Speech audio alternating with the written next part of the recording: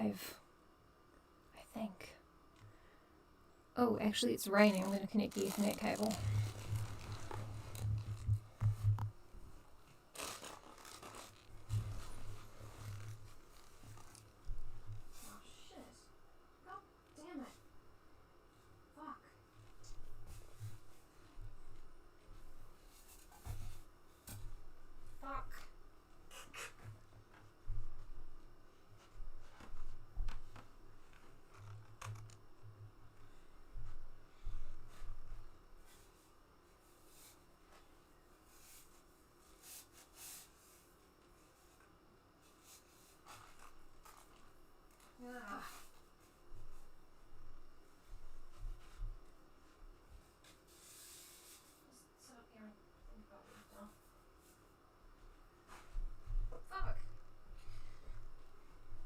Alright, I'm back.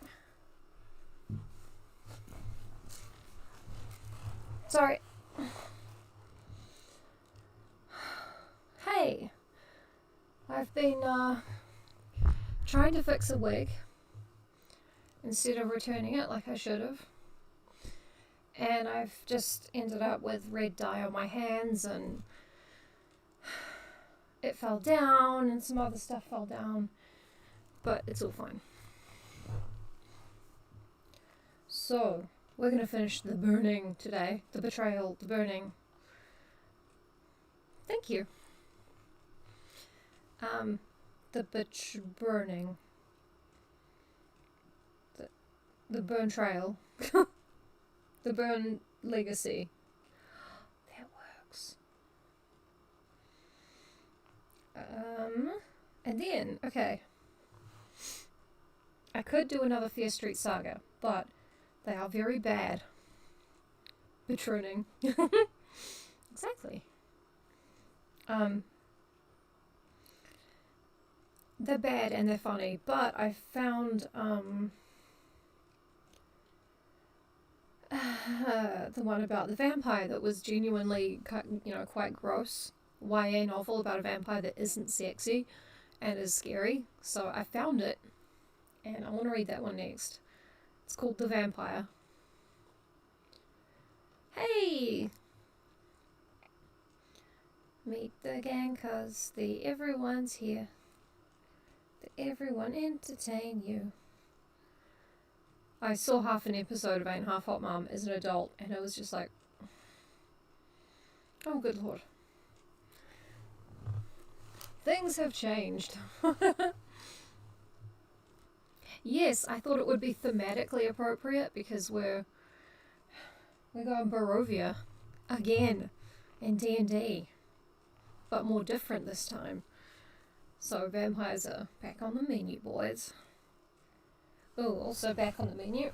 Well, on the menu, sorry. What are we drinking today? Barker's ready to drink sparkling lemon, lime, cucumber, and mint. Sparkling water and garden citrus fruits. It's a non-alcoholic, reduced sugar beverage. Fairly crisp. I imagine one could add vodka to it.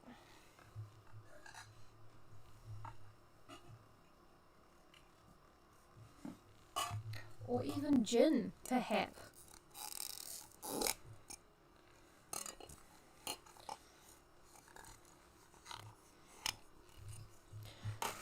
I don't know if you can taste the cucumber particularly.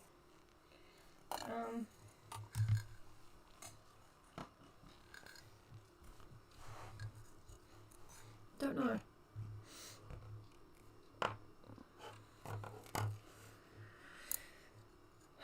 Okay. I gotta find somewhere to put this where I won't tip it directly onto my computer. So.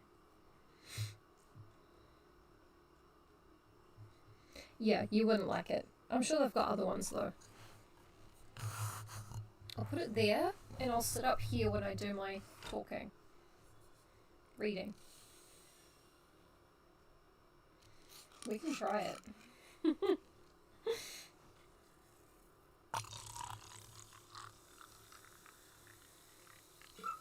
Actually, I shouldn't have filled it full just in case I do knock it over immediately. But, hindsight is not business excellence, so we're getting into it.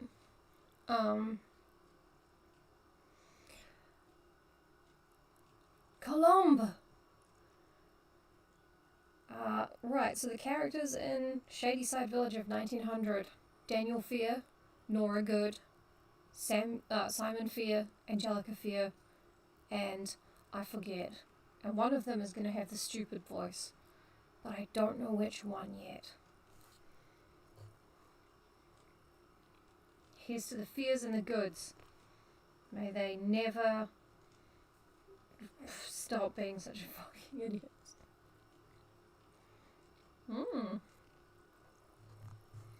Refreshment. Oh no, I hate this angle. This is a very uncomfortable angle for my back. Okay, let's try this.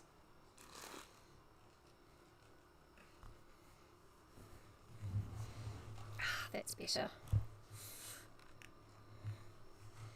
Just kind of snuggling down with a terrible book, some friends, and a stupid voice. Or more. Go away, ad for Audible. I don't like audiobooks. Okay. Village of Shadyside, 1900. Chapter 22. On a gloomy fall day, a young man stepped off the westbound train onto the narrow concrete platform of the Shadyside train station. He was a good-looking boy of 18, with slicked down brown hair, lively brown eyes, and a friendly, open face. All the holes in his face are as open as possible. It's really creepy. He quickly glanced down the main street of the small town.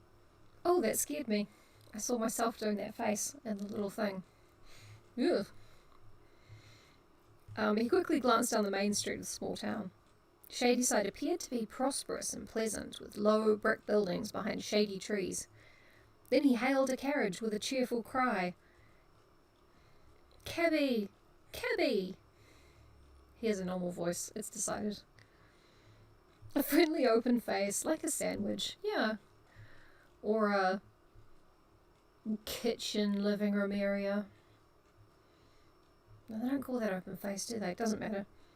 The driver, a shriveled old man with white whiskers and long white sideburns beneath a worn blue cap, stopped the horses and hopped down to help the young man with his suitcase.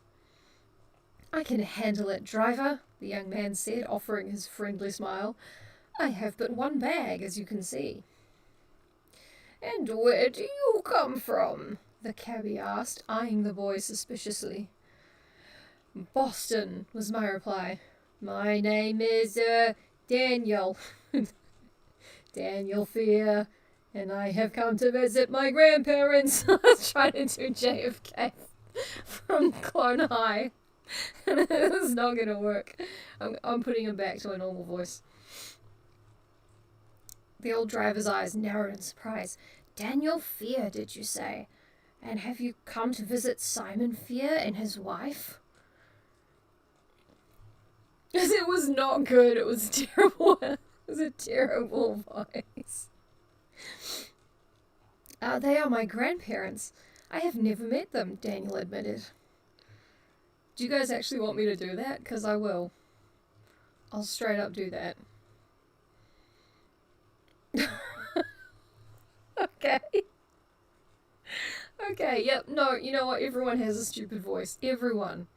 It's the final chapter. We're going... Well, Christ, I hope it's the final chapter. Because everyone's having a stupid voice.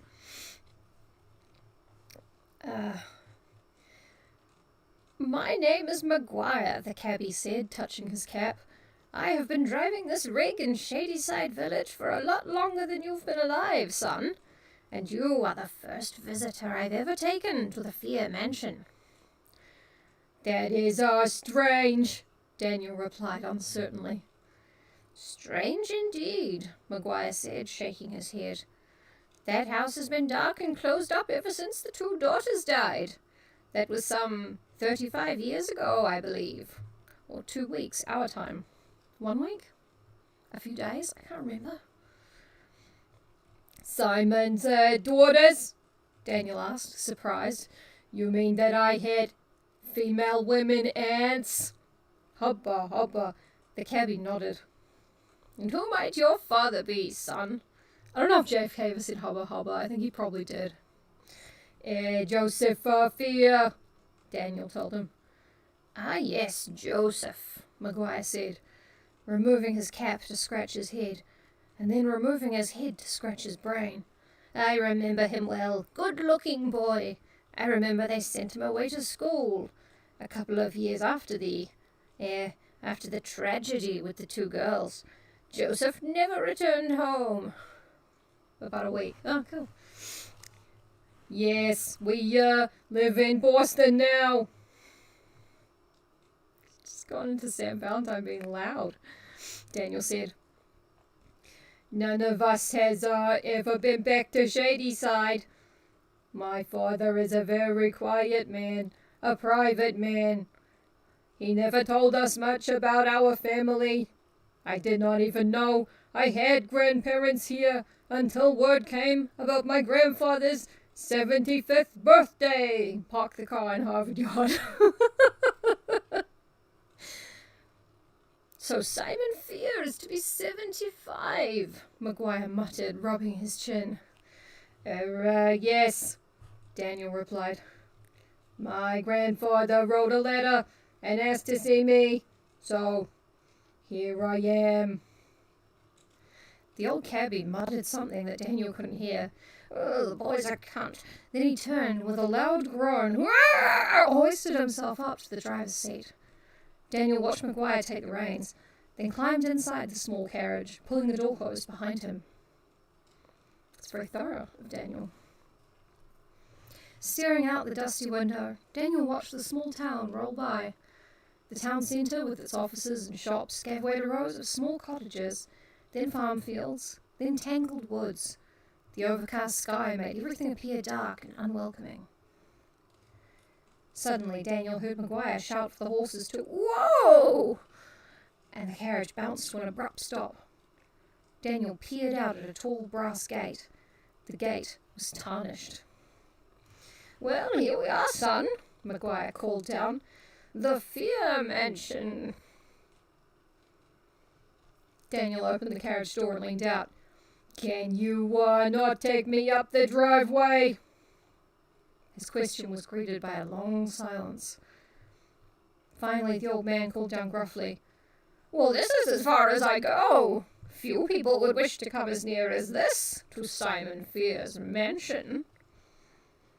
Daniel climbed down and removed his bag. He handed 2 coins to the driver. Ooh, folklorish.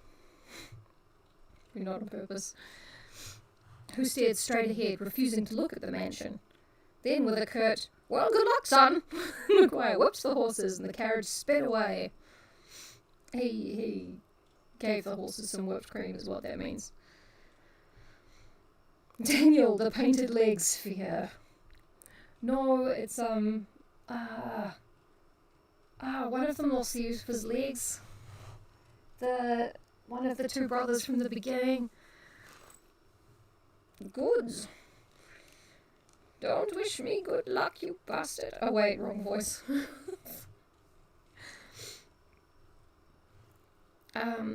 Daniel pushed open the heavy gate and stepped onto the long dirt driveway that led up to the house. Whoa! The sight of the enormous mansion looming against the charcoal sky made Daniel stop and cry out. Tall weeds choked the lawn. Shrubs and hedges had grown wild. A fallen tree limb lay across a barren, neglected flower bed. I should probably fuck that flower bed, thought Daniel. The house, a ramshackle dark fortress, stretched behind a thick veil of bent trees. All of the windows were shuttered. No welcoming light greeted Daniel as he trudged up the driveway. No light escaped from the house at all. I got a tickle in my throat, it's okay. So, this is where Father grew up, he thought in amazement. What a dreary, frightening old place. No wonder Father never talks about his childhood. I don't know where this is slipping to. It's getting... Thank you, Josh. And I will see you when you come back and watch it. And enjoy the convention. I don't know how to keep up the JFK voice, but I'm doing it. Like, you guys voted. Dead brown leaves rustled at Daniel's feet as he stepped up to the double front door and lifted the heavy brass knocker. He could hear the bang of the knocker echoing inside the house. "Oh, yeah, love this knocker."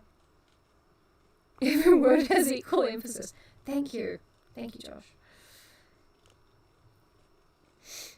Finally, the heavy door creaked open. A stooped, white-haired old woman poked her head out and stared at him suspiciously. She wore a stained white apron over a black dress. One of her eyes had glazed over. It was solid grey. That's not what glazing over means, but that's okay. The other eye squinted hard at him. Frowning, she muttered something that Daniel couldn't hear. "Oh, the boy's a cunt." "I beg your pardon?" he asked, leaning closer. Yeah, the first person always gets it. Look, this isn't a democracy, it's a firstocracy. And what I decide to do, ocracy. So, it's more of the reign of a mad tyrant. Yeah, that's what it is. Yeah. "I beg your pardon?" Daniel asked, leaning closer. "Stay away," the old woman rasped. "Stay away from here." She has the same voice as the old man. Not all of them are going to be different. Chapter 23. Startled, Daniel stared back at the old woman. "I am Daniel Fear," he said finally. "I believe my grandfather is expecting me." The old woman sighed but didn't reply. She squinted up at him for a long time with her one good eye. Then she beckoned him inside, gesturing with a bony, gnarled finger. "I am Mrs. Mackenzie, the housekeeper," she told him, leaning on a white cane as she led him through the long, dark hallway. "I am housekeeper, maid, valet, and butler," she added with some bitterness. "The only servant who stayed." To be fair, what the hell kind of reference could she get? Daniel followed her in silence, carrying his bag, wondering if he could have sex with her. Probably, he thought. Probably. As they made their way through the narrow, dark hallways, he tried to peer into the rooms they passed. They all seemed to be dark and shuttered, the furniture covered with sheets. "My father did not tell me the house was so large," Daniel said, his voice echoing in the empty hall. "Oh, your father got away," Mrs. Mackenzie answered mysteriously. They continued through the dark, gloomy house in silence. The only sounds Daniel heard were the scraping of his boots on the threadbare carpet and the tap, tap, tap of the old housekeeper's white cane as she walked. Why is he scraping his boots on the carpet? Little shit. At the end of a twisting hallway, Daniel saw a flicker of orange light from a corner room. "Oh, your grandparents are in there," Mrs. Mackenzie said softly, pointing. She turned, pointing in an unrelated direction. Strange, he thought. She turned, leaving him in the hall, and disappeared around a corner, her cane tapping its insistent rhythm. "Is the old woman completely mad?" Daniel wondered. "Or just unfriendly?" He took a deep breath and reluctantly approached the doorway. He saw a low fire crackling in a wide stone fireplace. Sitting down a suitcase, Daniel stepped into the room. His grandmother caught his eye first. Angelica was stretched out on a purple velvet chaise longue beside the fire. The scraping of his boobs on the carpet. Yeah, Daniel Fear is a interesting-looking boy, and he locomotes in interesting ways. He sort of... Look, what he does is he puts his forehead on the ground, and then he just kind of motors as fast as he can, getting terrible burns on his forehead, and like the little backs of his legs are just sort of running like a toddler. It's, I don't think that will scrape his boobs on the carpet, though. Still a good image. We'll use that. Angelica wore an elegant black dress with a white lace collar. She smiled at Daniel as he approached, but made no attempt to stand up. As she smiled, Daniel saw that her skin was delicate and translucent and tight against the bone, making her face resemble that of a grinning skull. Her hair fell loosely down her back. It was as white as snow. Grandmother Angelica, Daniel said with a slight bow. He reached for her hand, but she didn't offer it. He reached for her boob likewise, and she did not offer that either.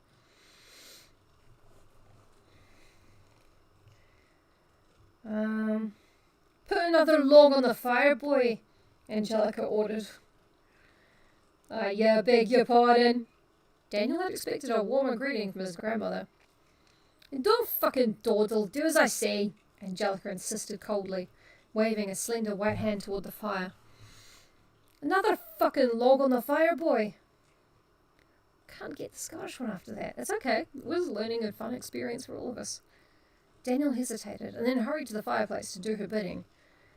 He could find no logs in the wood basket, so he piled on several sticks of kindling. How annoying of him. Then, wiping his hands, he turned back to his grandmother. I am so pleased to meet you, he said, smiling sincerely. Yeah, you can fucking go now, Angelica replied curtly. Before the startled Daniel could reply, she started to scream, Did you not fucking hear me? Go! Go! Daniel gaped at her, trying to decide what to say or do. Far out, pay no attention to her, a high-pitched voice wheezed from behind him. Daniel wheeled around and saw a nearly bald old man hunched over in a wooden wheelchair. He had a thin brown blanket tucked over his legs. His face was yellow and sickly in the flickering firelight. He stared at Daniel through square-shaped spectacles with his dark eyes like tiny black buttons. Grandfather, Daniel declared.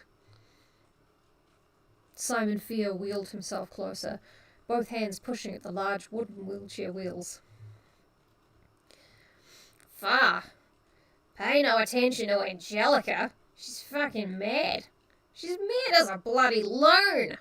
He cackled as if he had made a joke. I don't think I can do that. I'm just going to do the normal dumb Australian voice, not try and do an old man Simon Fear version of it, because that's going to kill me. My voice, anyway. Daniel glanced back at Angelica, who lay staring at the fire. Grandfather Simon, I am pleased to meet you, Daniel said, turning back to the frail old man. Simon extended a slender, spotted hand to his grandson. Daniel reached down to shake hands, but he almost cried out. Simon's hand was unearthly cold. Oh, far, yous must be Joseph's boy, Simon muttered, refusing to let go of Daniel's hand. Behind the eyeglasses, the tiny black sparrow eyes had locked on Daniel's face, as if trying to memorize every detail. Oh, yeah, I see Joseph in yous, he said, and then coughed for several seconds, allowing Daniel the opportunity to remove his hand from the icy grip. My father sends his love, Daniel said stiffly. Daniel's perpetually erect because he is JFK from Clone High now. Yeah, also I haven't read this since I was a teen. Or tween even, so it's a lot of fun. I'm enjoying it.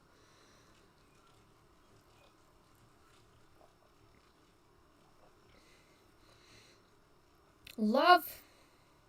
What the fuck is love? Angelica chimed in from behind him. What is love? I would really like to know. Joseph's got no love for us, Simon said darkly, wiping saliva from his colourless lips with the back of his hand. Ew. I beg your pardon, Daniel exclaimed. My son Joseph bloody abandoned us. I tried to make him understand that we fears, You got no fucking choice but to stick together, band together, to hide together against our enemies.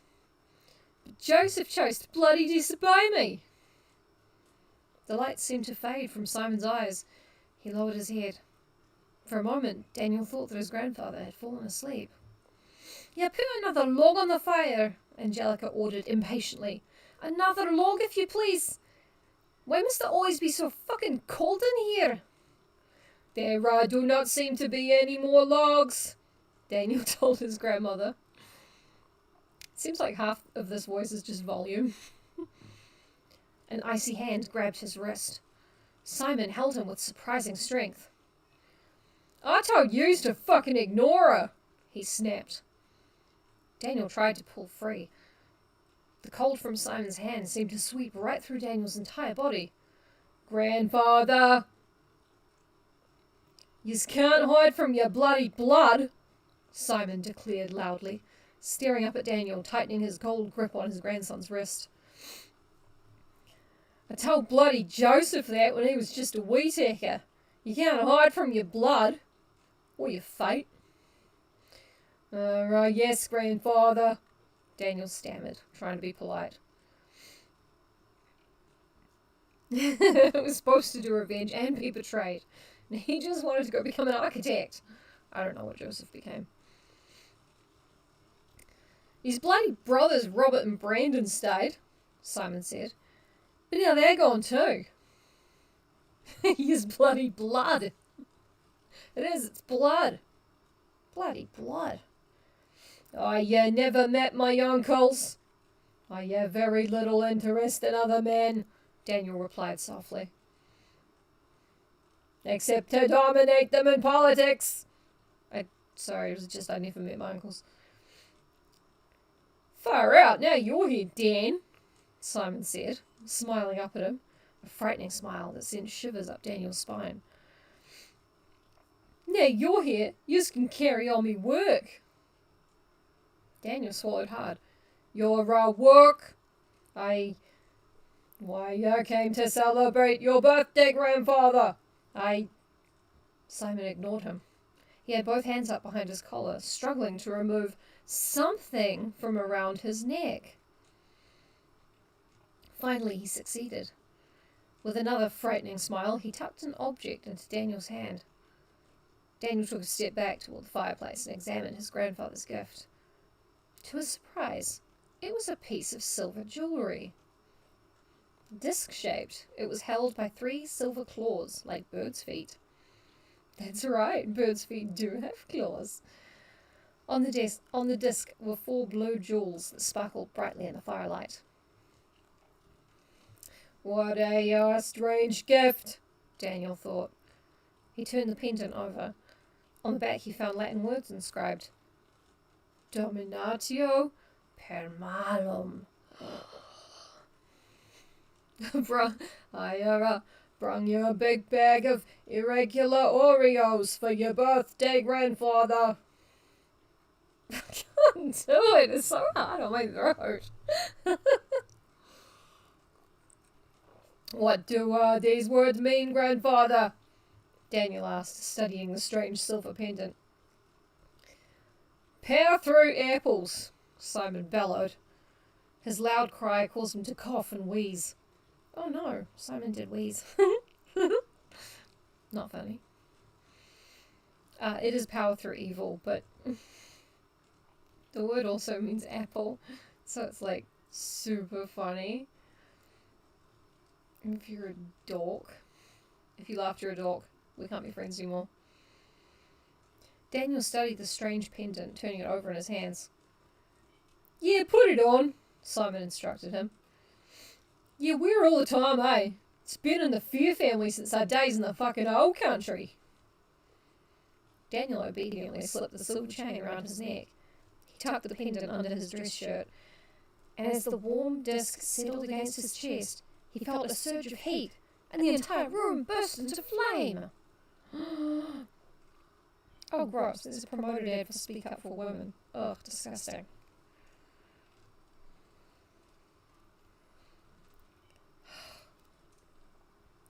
Chapter 24. before. Would you please scroll properly? Daniel saw flames before him, the bright images of flames leaping tall into a black sky. A momentary image, a vision, lasting a second or two. 2 seconds is quite a long time though, so like...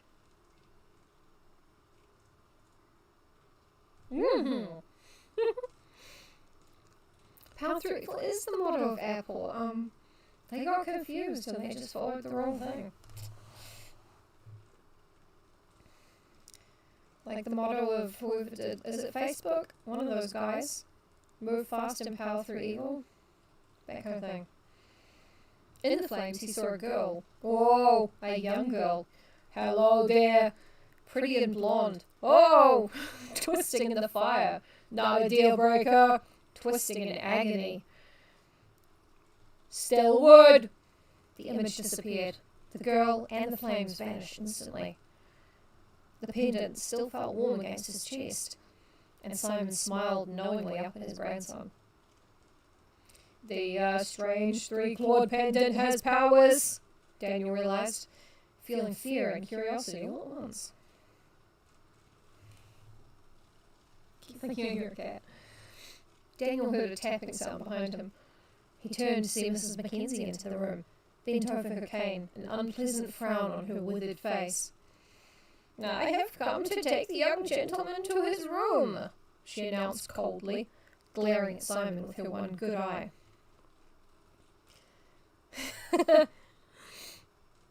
Oi, did you see the fire, Sheila? Yeah, everyone sees it the first time. Fucking fire, Sheila, man. Gave me bloody screaming heebie-jeebie nightmares. And several erotic ones. Simon didn't reply. He nodded and his eyes closed. Put another log on the fire, boy, Angelica ordered. I'm cold. I'm so cold. Mrs. Mackenzie grunted her disapproval of her mistress. Feeling awkward and confused, Daniel picked up his bag and followed the old housekeeper out of the room. Tapping her cane against the thin carpets, she led him through a twisting maze of dark halls, then up creaking stairs to a large bedroom on the second floor. Daniel followed her in. The room was cold. How ironic! The small fire in the fireplace offered little heat. Mrs. Mackenzie made her way to the window and pulled the shutters open to let some light in, but the windows were caked with soot. She offered Daniel a helpless shrug, then hurried from the room, her cane tapping in front of her. That's how I do housekeeping. Just... what are you gonna do, man? Daniel slumped onto the bed, shivering. Why have I come here? He asked himself out loud.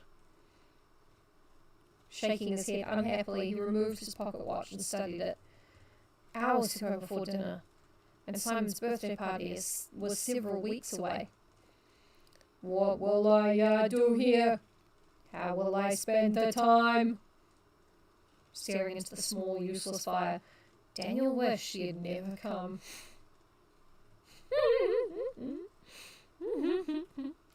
Open the curtain, shrug, yep. Asterisk, asterisk, asterisk, to show that a few hours have passed.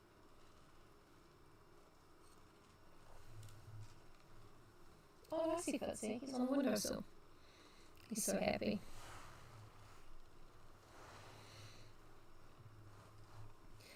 Dinner was solitary and silent. Simon and Angelica were nowhere to be seen. Mrs. Mackenzie served Daniel his dinner at one end of the long dining room table. He had little appetite but forced himself to eat.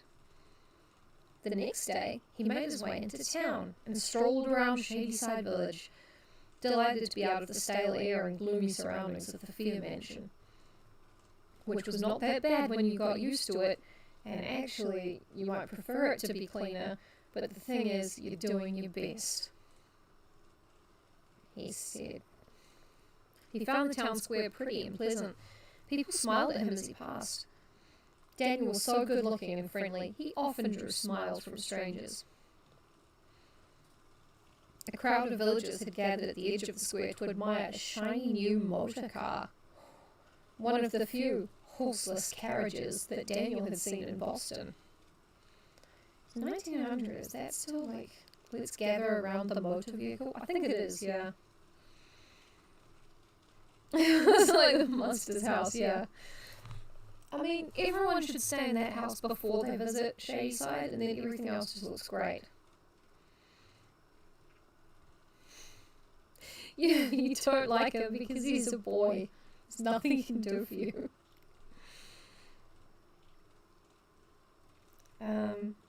Horseless carriages. Eagerly he strolled over to see it. A strange-looking four-wheeled contraption of glass and painted metal. A red-faced man in his shirt sleeves was straining hard, turning a metal crank at the front of the machine, trying to start it up. But in spite of the enthusiastic support of the crowd, the engine refused to sput it to life. Chuckling to himself, "Ha ha!" Daniel stepped away and realised he was quite thirsty, probably from the dust that floated up from Shadyside's unpaved streets. Yep. Well, people are probably smiling at him because, you know, as I said, canonically, this version of Daniel Fear is perpetually ragingly erect. All the time. Toad of Fear Hall. A small, white-fronted general store on the corner caught his eye, and he made his way toward it, thinking of a cold drink.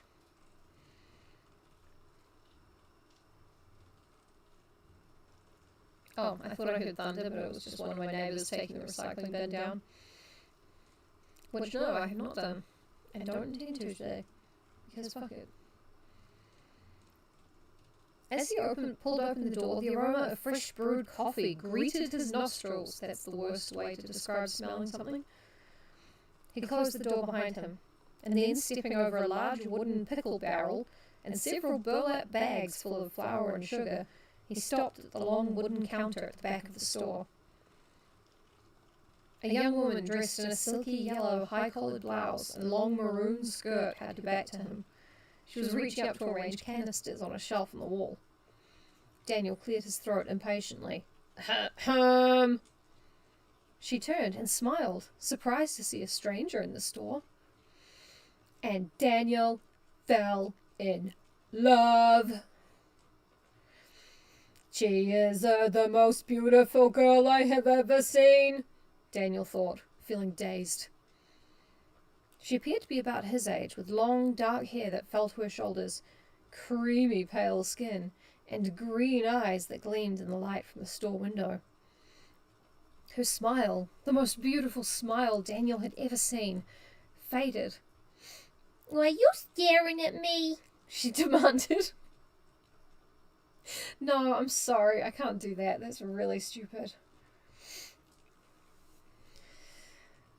Should Nora just have a normal voice? No, fuck it. "Are you staring at me?" she demanded. Her voice was lower and throatier than he had expected. Yes," he replied. He couldn't think of any other reply. Yeah, the weird baby Betty Boop voice is just gross. "Speechless. I'm speechless," he thought. Maybe coming to Shadyside was not such a bad idea after all. He suddenly realized that she was gazing at him with concern, her broad forehead wrinkling above the beautiful green eyes. He blinked, felt himself blushing. "Are you feeling well?" she asked, hanging back from the counter. I apologize," Daniel managed to stammer. I'm thirsty, so..." Yeah, we know you're thirsty, dude. "Would you like some coffee? Or perhaps some apple cider?" she suggested, her smile returning. "It is very fresh." She vampired the apples to get it. Daniel adjusted the starched collar of his shirt. Suddenly felt very tight. "Yes, thank you. Cider would be wonderful." "Well, it is good. I do not know if it is wonderful, she replied dryly. With a sweep of her long skirt, she made her way round the counter, carrying a tin cup toward the cider barrel across the aisle. He is being a little fresh with her, yeah. She walks so gracefully, Daniel thought, following her with his eyes. Like a poem with an S! He suddenly wished he knew poetry. It doesn't say a poem with an ass, obviously it doesn't, but it should. Oh, she walks like Rihanna. Sorry, she walks like Clara Bow? No, that's way too early. She walks like Theda Bara. She's dry and sweet. She's an enigma. She's a mystery. She's, yeah, absolutely the first girl he's ever seen. It's not Angelica or the old lady.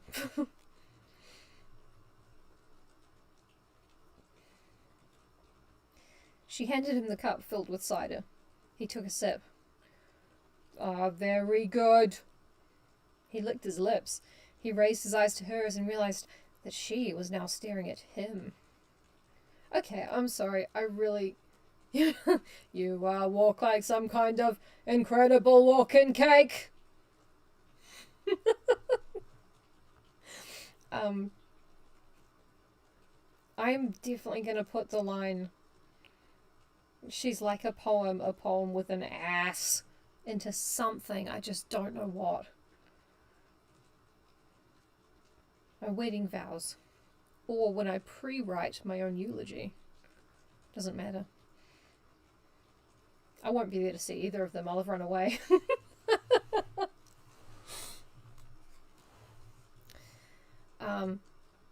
The girl glanced away shyly. Are you new in town? Daniel told her he was. Can you tell me of some interesting places I should see? She laughed. Interesting, ha ha ha. In Shady Side. He laughed with her. Ha ha. He liked her sense of humour, and he liked the way her chin trembled when she laughed, and he liked her low, velvety voice. Surely there must be something worth seeing, he protested. She narrowed her green eyes as she thought. I am sorry. There is really not much of interest here, except perhaps the Fear Mansion.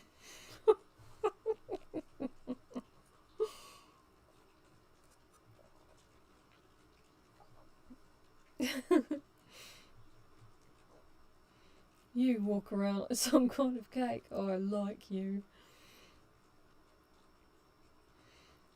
Her reply startled Daniel.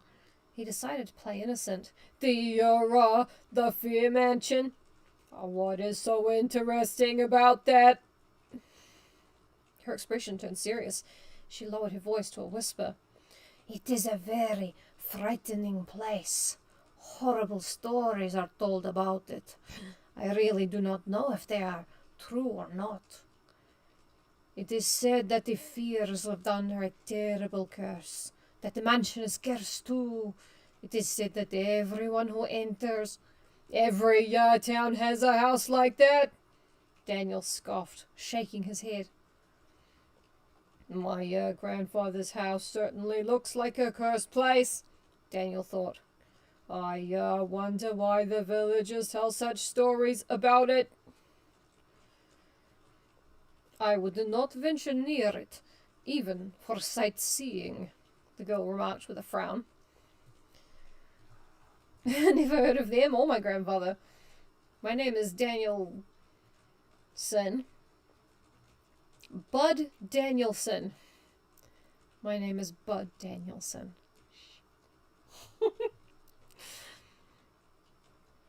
I will take your advice, Daniel told her. Would you care to show me around the rest of your town? Or perhaps just your undergarments? She blushed. A coy smile played over her full lips. Why, sir, I do not even know your name. It is Daniel, he told her eagerly. He started to reveal his full name, but stopped. He realized he didn't want her to know yet that he was a fear. Daniel. I like that name, she replied, her eyes lighting up. I was once going to name my dog Daniel. They both laughed. Ha, ha, ha, ha, ha. And may I ask your name? Daniel asked. Nora, she said, pale circles of pink forming on her cheeks. Nora Good. Actually, wait on. This whole, these 3 books are Nora writing down the Fear and Good family histories, right? She's the one writing. Meanwhile, he met this girl and he fell in love at first sight because she was so sexy. She was so beautiful. Her eyes were so green. It was crazy. This is Nora writing this. Oh my god. I respect Nora now. I didn't before.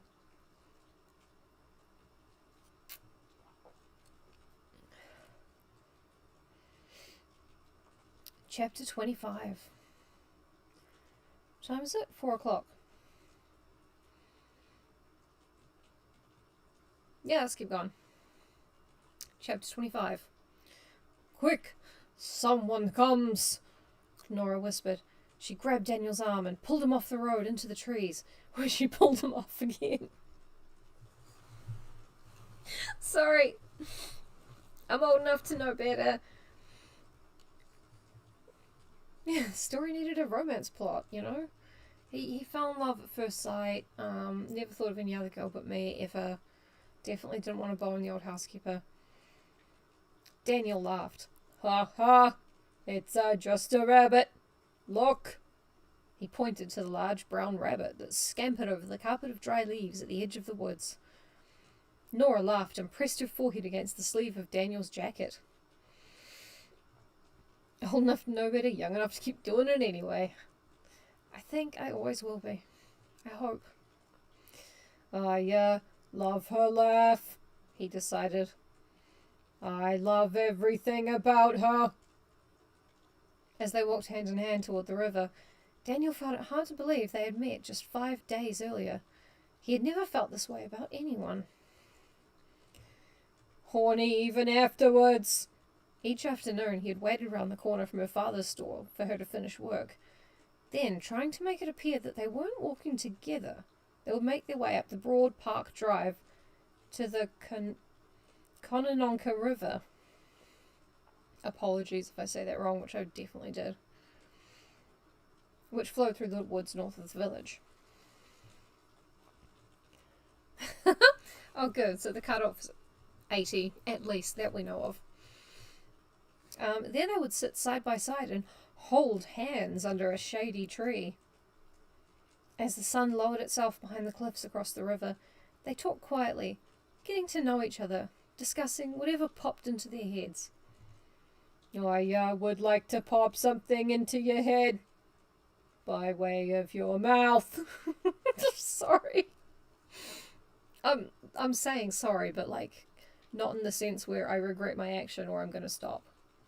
That kind of sorry.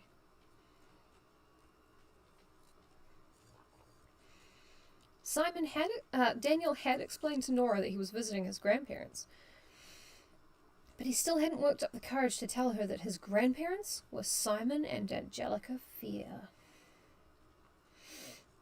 Do your grandparents not wonder where you go every afternoon? Nora asked. Her dark hair shimmered in the patches of sunlight that filtered down through the tree leaves. My grandparents show little desire for my company, Daniel told her. Most days they do not come out of their rooms. When I do see them, they ask me little. In fact, they hardly speak to me at all. How strange, Nora murmured thoughtfully, biting into a person. My grandmother lives in a world of her own, Daniel said sadly. I am not sure she even knows I am her grandson, And my grandfather, he spent his days in his wheelchair by the fire, muttering dreamily to himself. You must be lonely, Nora remarked, squeezing his hand. Not when I see you, Daniel replied, boldly. They do hate him, yeah. They're just like, oh, Jesus. Like, he knew he was invited for that night, right? He knew he wasn't staying. Oh, no, he didn't. She smiled at him, her green eyes catching the light of the lowering sun. He realized that Nora must be lonely, too. Nora feels very confident writing what's in Daniel's head. Her mother had died in childbirth. Unrelated causes. Dueling accident. Nora was an only child. She spent her days working at her father's general store.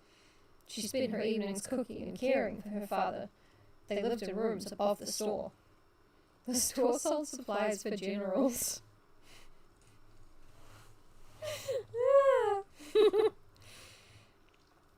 My dream is to move away someday, she had revealed to Daniel.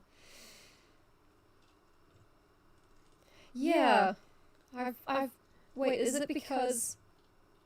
Are you saying that they do go on louder as they go on and on, or are you saying that that's what I am doing? Because that's what I'm doing, essentially. I want to lick your hair.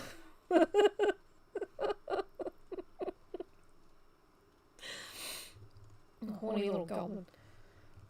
Ah, thank you. Thank you very much.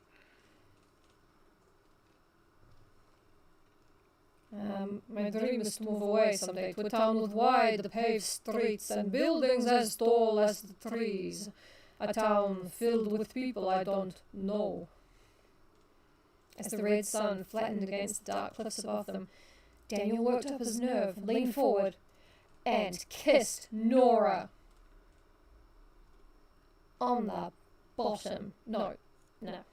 He expected her to resist.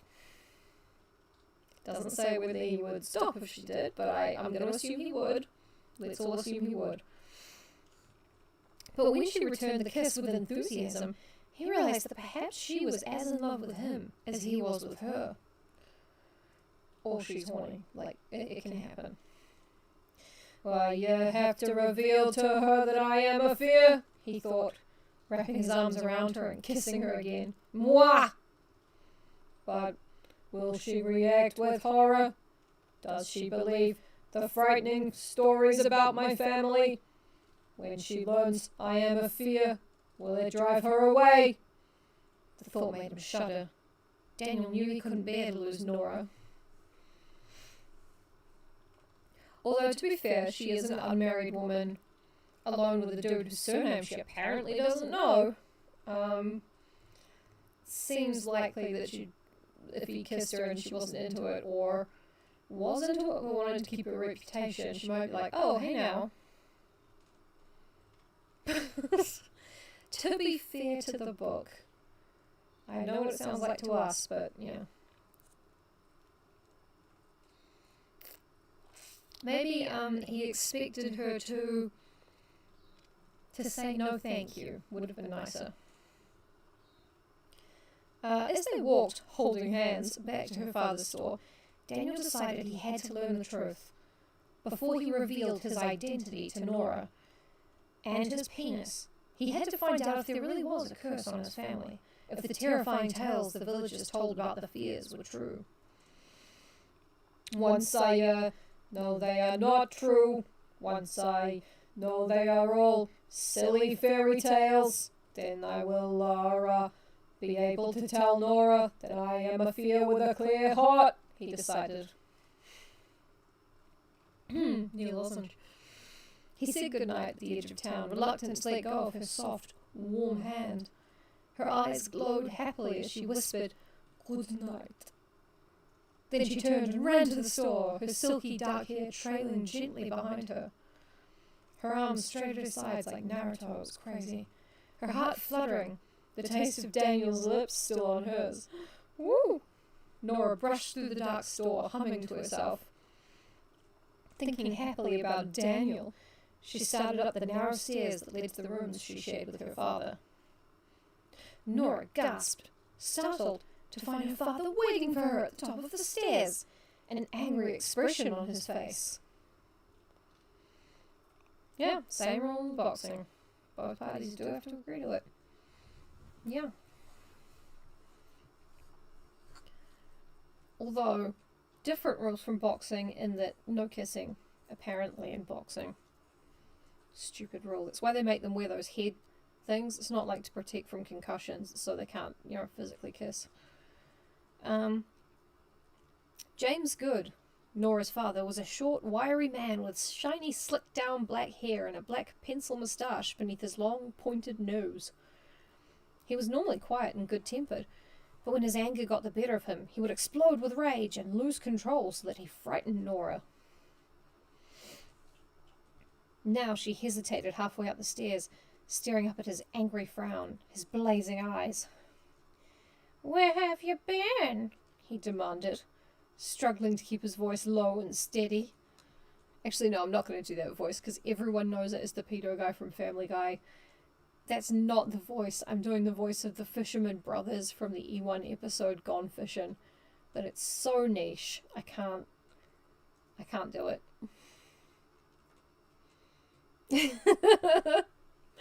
That is the goal of boxing. You have to hit each other long enough that the referee just kind of looks away and then you can smooch real quick. Hang on. Okay, I got it. "Now, where have you been?" he demanded, struggling to keep his voice Daniel Craig in Knives Out.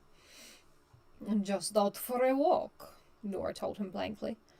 He glared at her, his face set in an angry scowl. He motioned her to come the rest of the way up the stairs. Then he followed her into the small sitting room. "Just, out for a walk with whom?" he demanded, crossing his thin arms over the chest of his undershirt. Nora's being mean about her dad's appearance. But then again, she's a good, so she's partly evil. "With a boy." With a friend," Nora replied, uncomfortably. "Now, he is no friend," James Good said through clenched teeth. "The boy you have been sneaking out with is no friend at all. He is a fear."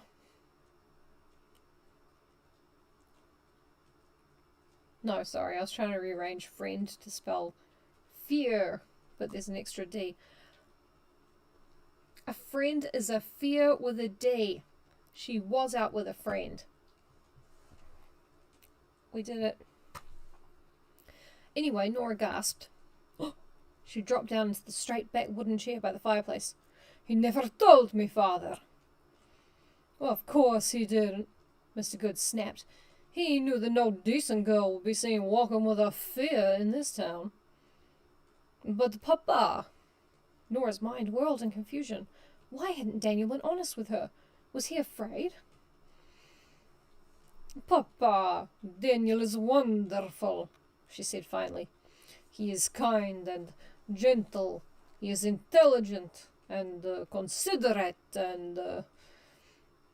He is a fear," her father interrupted with a scowl. He stood over Nora, his hands tensed awkwardly at his sides. "Now, I will not have you seeing a fear. You know the history of that cursed family. Everyone Shadyside knows." "I don't care about that," Nora cried. "They are just the wild stories." "Wild stories?" James Good exclaimed. "Wild stories?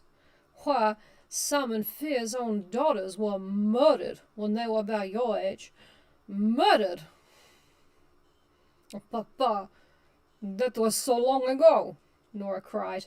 "No one knows what really happened. The two girls were found in the woods with their bones removed."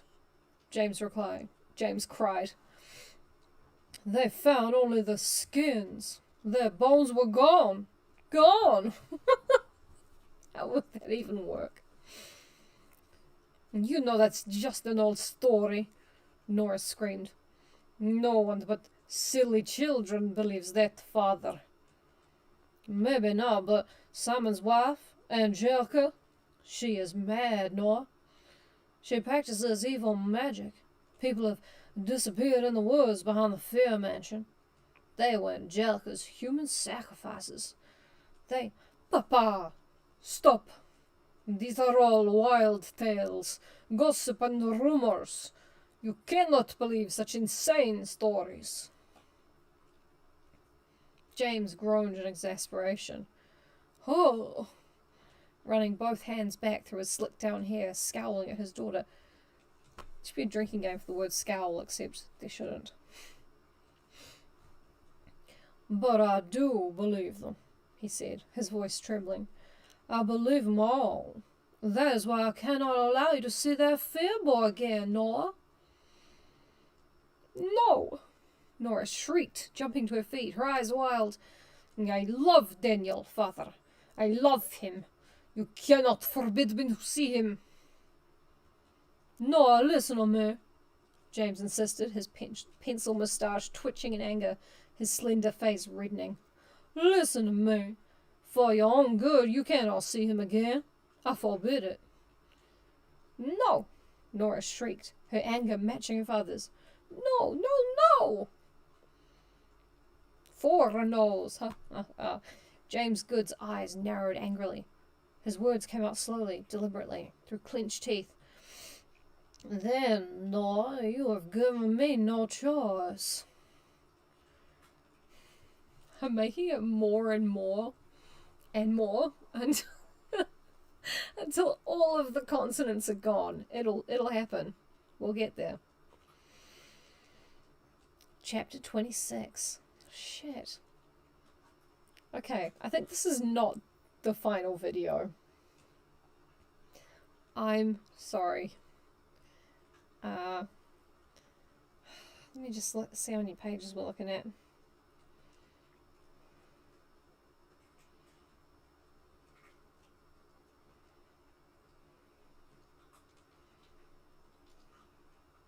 Yeah, we're looking at least another half hour.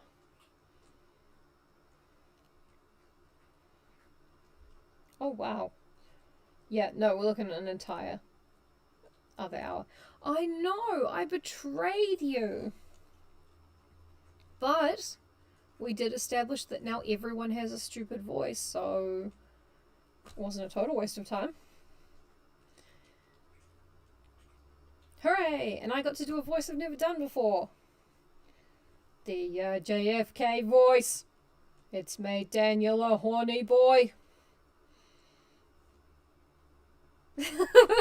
Thank you. Thank you very much. Hey, everyone watching this in the future, Josh is a voice artist. So his opinion means everything. I mean, not in this arena, just generally. Thank you guys so much. I'm still working on my shitty Norwegian voice that I basically just copying Norseman.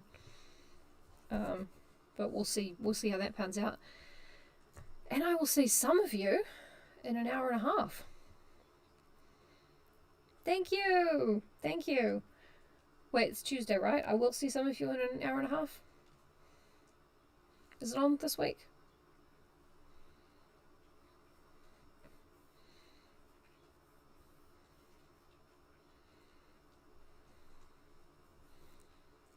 Yeah! Okay, cool. I will see you soon then. The